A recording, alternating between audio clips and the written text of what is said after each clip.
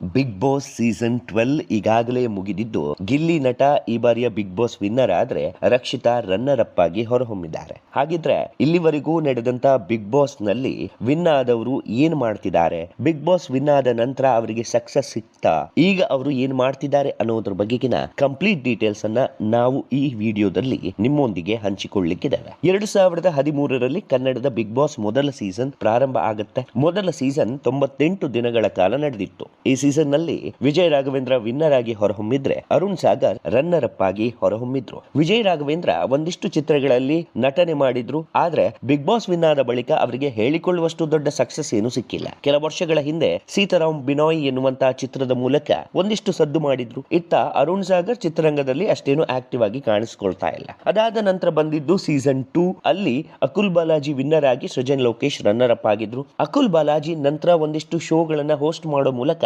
Success ಅನ್ನ ಕಂಡಿದ್ರು. ಅವರ ನಿರೂಪಣೆಯ ಹಳ್ಳಿ ಹೈದ ಪ್ಯಾಟೆಗ್ ಬಂದ ರಿಯಾಲಿಟಿ ಶೋ ಕನ್ನಡದೆಲ್ಲೆಡೆ ಜನಪ್ರಿಯವಾದಂತಹ ರಿಯಾಲಿಟಿ ಶೋ ಆಗಿ ಬದಲಾಗಿತ್ತು. ಇತ್ತ ಸೃಜನ್ ಲೋಕೇಶ್ ಮಜಾ ಟಾಕೀಸ್ ಮೂಲಕ ಒಂದಿಷ್ಟು ಸಮಯ ಆಕ್ಟಿವ್ ಆಗಿದ್ರು. ನಂತರ ಕೆಲ ಫಿಲ್ಮ್ ಗಳಲ್ಲಿ ತೊಡಗಿಕೊಂಡ್ರು, ಆದ್ರೂ ಅದು ಅಷ್ಟಾಗಿ ಸಕ್ಸಸ್ ಅನ್ನ ಕಾಣಲಿಲ್ಲ. ಅದಾದ ನಂತರ ಆರಂಭವಾಗಿದ್ದೆ ಬಿಗ್ ಬಾಸ್ ಸೀಸನ್ 3. ಅದರಲ್ಲಿ ಶ್ರುತಿ ಶೋ ವಿನ್ನರ್ ಆಗಿದ್ರು. ಚಂದನ್ ಕುಮಾರ್ ರನ್ನರ್ ಅಪ್ ಆಗಿ ಹೊರಹೊಮ್ಮಿದ್ರು. ನಂತರ ಶ್ರುತಿ ಕನ್ನಡದ ಯಾವುದೇ ಚಿತ್ರದಲ್ಲಿ ಆಕ್ಟಿವ್ ಆಗಿ ಕಾಣಿಸಿಕೊಳ್ಳಲಿಲ್ಲ. ಚಿತ್ರರಂಗದಿಂದ ಸಂಪೂರ್ಣವಾಗಿ ದೂರ ಸರಿದ್ರು. ಮಜಾ ಭಾರತದಂತ ಶೋಗಳಲ್ಲಿ ತೀರ್ಪುಗಾರರಾಗಿ ಕಾಣಿಸಿಕೊಂಡ್ರು. ಶ್ರುತಿ ಹಾಗೂ ಚಂದನ್ ಕುಮಾರ್ ವಿನ್ ಆಗಿದ್ರು. ಇವರಿಬ್ಬರಿಗೂ ಯಾವುದೇ ತರವಾದ ದೊಡ್ಡ ಮಟ್ಟದ ಅವಕಾಶಗಳು ಬಿಗ್ ಬಾಸ್ ನಂತರ ಸಿಗಲಿಲ್ಲ. ಸೀಸನ್ 4ರಲ್ಲಿ ಪ್ರಥಮ್ ವಿನ್ನರ್ ಆಗಿ ಕಿರಿಕ್ ಕೀರ್ತಿ ರನ್ನರ್ ಅಪ್ ಆಗಿದ್ರು. ಪ್ರಥಮ್ ಒಂದಿಷ್ಟು ಸಿನಿಮಾಗಳಲ್ಲಿ ತೊಡಗಿಕೊಂಡಿದ್ರು, ಅದು ಅಷ್ಟಾಗಿ ಸಕ್ಸಸ್ ಅನ್ನ ಕಾಣಲಿಲ್ಲ. ಇತ್ತ ಕಿರಿಕ್ ಕೀರ್ತಿ ಚಾನೆಲ್ ಇಂದ ಚಾನೆಲ್ಗೆ ಜಂಪ್ ಆಗಿ ಈಗ ತಮ್ಮದೇ ಒಂದು ಚಾನೆಲ್ ಅನ್ನ ಮಾಡ್ಕೊಂಡಿದ್ದಾರೆ. ಇವರಿಬ್ಬರಿಗೂ ಕೂಡ ಹೇಳಿಕೊಳ್ಳುವಷ್ಟು ಸಕ್ಸಸ್ ಬಿಗ್ ಬಾಸ್ ಬಳಿಕ ಸಿಗಲಿಲ್ಲ. ಇತ್ತ ಬಿಗ್ ಬಾಸ್ ಸೀಸನ್ 5ರಲ್ಲಿ ಚಂದನ್ ಶೆಟ್ಟಿ ವಿನ್ ಆಗಿ ದಿವಾಕರ್ ರನ್ನರ್ ಅಪ್ ಆಗಿದ್ರು. ಚಂದನ್ ಶೆಟ್ಟಿ ಒಂದಿಷ್ಟು ರ್ಯಾಪ್ ಸಾಂಗ್ ಮಾಡಿದ್ರು, ಅದನ್ನ ಬಿಟ್ಟು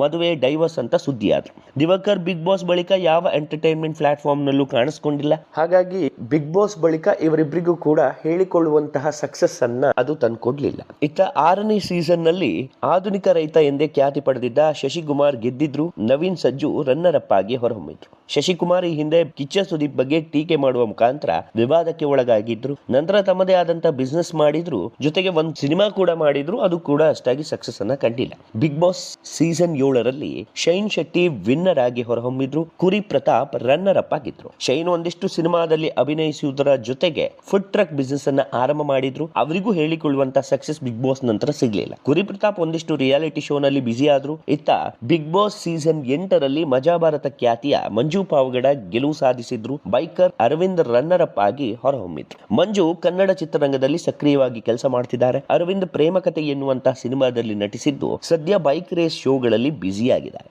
ಬಿಗ್ ಬಾಸ್ OTT ಹಾಗೂ ಬಿಗ್ ಬಾಸ್ ಸೀಸನ್ 9ರಲ್ಲಿ ರೂಪೇಶ್ ಶೆಟ್ಟಿ ವಿನ್ನರ್ ಆಗಿ ಹೊರಹೊಮ್ಮಿದ್ರು. ರಾಕೇಶ್ ಅಡಿಕಾ ರನ್ನರ್ ಅಪ್ ಆಗಿದ್ರು. ಈ ಇಬ್ಬರು ಕೂಡ ಸಿನಿಮಾ ರಂಗದಲ್ಲಿ ಆಕ್ಟಿವ್ ಆಗಿದ್ದಾರೆ. ಹಾಗೆ ಒಂದಿಷ್ಟು ಸಿನಿಮಾಗಳಲ್ಲೂ ಕೂಡ ತಮ್ಮನ್ನ ತಾವು ಸಂಪೂರ್ಣವಾಗಿ ತೊಡಗಿಸಿಕೊಳ್ತಾ ಇದ್ದಾರೆ. ಇತ್ತ ಬಿಗ್ ಬಾಸ್ ಸೀಸನ್ 10ರಲ್ಲಿ ಕಾರ್ತಿಕ್ ಮಹೇಶ್ ವಿನ್ನರ್ ಆಗಿ ಹೊರಹೊಮ್ಮಿದ್ರು. ಡ್ರೋನ್ ಪ್ರತಾಪ್ ರನ್ನರ್ ಅಪ್ ಆಗಿದ್ರು. ಇವರಿಗೂ ಒಂದಿಷ್ಟು ಸಿನಿಮಾಗಳಲ್ಲಿ ಅವಕಾಶಗಳು ಸಿಕ್ಕಿದ್ರು ಕೂಡ ಅಷ್ಟಾಗಿ ಸಕ್ಸಸ್ ಅನ್ನ ಕಾಣಲಿಕ್ಕೆ ಸಾಧ್ಯವಾಗಲಿಲ್ಲ. ಬಿಗ್ ಬಾಸ್ ಸೀಸನ್ 11ರಲ್ಲಿ ಹನುಮಂತು ವಿನ್ನರ್ ಆಗಿ ತ್ರಿವಿಕ್ರಮ್ ರನ್ನರ್ ಅಪ್ ಆಗಿದ್ರು. ತ್ರಿವಿಕ್ರಮ್ ಎಂದಿನಂತೆ ಒಂದಿಷ್ಟು ಧಾರಾವಾಹಿ ಹಾಗೂ ಸಿನಿಮಾದಲ್ಲಿ ಬ್ಯುಸಿ ಆಗಿದ್ರೆ, ಹನುಮಂತು ಮೊದಲಿನಂತೆ ಜೀವನ ನಡೆಸ್ತಾ ಇದ್ದಾರೆ. ಬಿಗ್ ಬಾಸ್ ವಿನ್ನರ್ ಆದ ಬಳಿಕ ಯಾವುದೇ ಮಹತ್ತರ ಬದಲಾವಣೆ ಹನುಮಂತು ಜೀವನದಲ್ಲಿ ಕಾಣ ಸಿಗಲಿಲ್ಲ. ಒಟ್ಟಾರೆ ಬಿಗ್ ಬಾಸ್ ಇಷ್ಟು ಸೀಸನ್ ಗೆದ್ದವರು ಹಾಗೂ ರನ್ನರ್ ಅಪ್ ಆದವರು ಹೊರಗಡೆ ಬಂದ ನಂತರ ಬಹುದೊಡ್ಡ ಸಕ್ಸಸ್ ಏನು ಸಿಕ್ಕಿಲ್ಲ.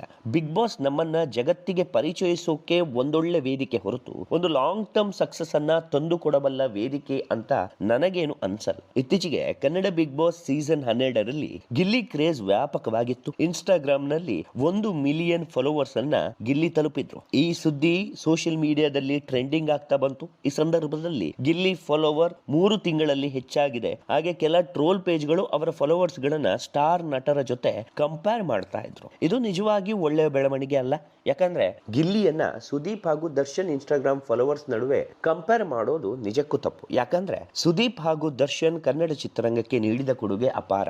ಅವರನ್ನ ಗಿಲ್ಲಿ ಜೊತೆ ಕಂಪೇರ್ ಮಾಡೋದು ತಪ್ಪು. ಗಿಲ್ಲಿ ಇನ್ನೇನು ಇನ್ನೇನು ಬೆಳೆಯುವಂತ ಪ್ರತಿಭೆ, ಇನ್ನೂ ಅನೇಕ ಅವಕಾಶಗಳು ಗಿಲ್ಲಿಗೆ ಸಿಗುತ್ತೆ. ಅವರ ಸಾಮರ್ಥ್ಯವನ್ನ ತೋರಿಸಿಕೊಳ್ಳಿಕ್ಕೆ ಒಂದೊಳ್ಳೆ ಅವಕಾಶಗಳು ಅವರಿಗೆ ಸಿಕ್ಕೇ ಸಿಗತ್ತೆ. ಆದ್ರೆ ಈ ನಡುವೆ ಅವರನ್ನ ಒಮ್ಮೆಲೆಗೆ ದೊಡ್ಡ ಸ್ಟಾರ್ ಆಗಿ ಬಿಂಬಿಸೋದು ಕೂಡ ಅಷ್ಟು ಒಳ್ಳೆಯ ಕೆಲಸವಲ್ಲ. ಯಾಕಂದ್ರೆ ಗಿಲ್ಲಿ ಒಳ್ಳೆ ನಟನಿರ್ಬಹುದು, ಅವನ ವ್ಯಕ್ತಿತ್ವ ಚೆನ್ನಾಗಿರ್ಬಹುದು, ಅಥವಾ ಅವನ ಆಕ್ಟಿಂಗ್ ಚೆನ್ನಾಗಿರ್ಬಹುದು. ಇವೆಲ್ಲವನ್ನ ನಾವು ಪರಿಗಣಿಸಿದ್ರೆ ಹೌದು, ಒಳ್ಳೆಯ ವ್ಯಕ್ತಿಯೇ ಮುಂದೊಂದು ದಿವಸ ಒಂದೊಳ್ಳೆ ಸ್ಟಾರ್ ನಟನಾಗಿ ಬೆಳೆಯುವಂತ ಅರ್ಹತೆ ಗಿಲ್ಲಿಯಲ್ಲಿದೆ. ಆದ್ರೆ ಆ ಅರ್ಹತೆಯನ್ನ ಈಗಿರುವ ಸ್ಟಾರ್ ನಟರೊಂದಿಗೆ ಕಂಪೇರ್ ಮಾಡೋದು, ರಾಜ್ಕುಮಾರಿಗೆ ಹಿಂದೆ ಇದ್ದ ವೈಬ್ ಏನಿತ್ತು ಅದೀಗ ಗಿಲ್ಲಿಗೆ ಸಿಗ್ತಾ ಇದೆ ಅನ್ನೋದು, ಇದು ಎಲ್ಲೋ ಒಂದ್ ಕಡೆ ಒಳ್ಳೆಯ ಬೆಳವಣಿಗೆ ಅಂತ ಕಾಣ್ತಾ ಇಲ್ಲ. ಯಾಕಂದ್ರೆ ರಾಜ್ಕುಮಾರ್ ಅವರ ಸೇವೆಯೂ ಕೂಡ ಅಷ್ಟೇ ಅಪಾರವಾಗಿತ್ತು. ಆ ಕ್ರೇಜ್ ಗಳನ್ನ ಗಿಲ್ಲಿಗೆ ಸಿಗುತ್ತೆ, ಅದು 3-4 ತಿಂಗಳು ಬಿಗ್ ಬಾಸ್ ಗೆ ಹೋದ ತಕ್ಷಣ ಗಿಲ್ಲಿಗೆ ಸಿಗುತ್ತೆ ಅಂತಂದ್ರೆ ನಿಜಕ್ಕೂ ಒಳ್ಳೆಯ ಸಂಗತಿನೇ. ಆದ್ರೆ ಆ ಲೆವೆಲ್ಗೆ ಹೈಪ್ ಅನ್ನ ಕೊಡುವಂತದ್ದು, ಆ ಲೆವೆಲ್ಗೆ ಅವನ್ನ ಯಥೇಚ್ಛವಾಗಿ ಕುಣಿಸುವಂತದ್ದು, ಇಟ್ಸ್ ನಾಟ್ ಸೋ ಗುಡ್. ಇನ್ ಮುಂದೆ ಅವನು ಹೇಗೆ ಕೆಲಸ ಮಾಡ್ತಾನೆ, ಬಿಗ್ ಬಾಸ್ ಶೋ ಒಂದೇ ನಿರ್ಣಾಯಕ ಅಲ್ಲ, ಬಿಗ್ ಬಾಸ್ ಹೊರ ಬಂದ ಮೇಲೆ ಇರುವಂತದ್ದು ರಿಯಲ್ ಲೈಫ್.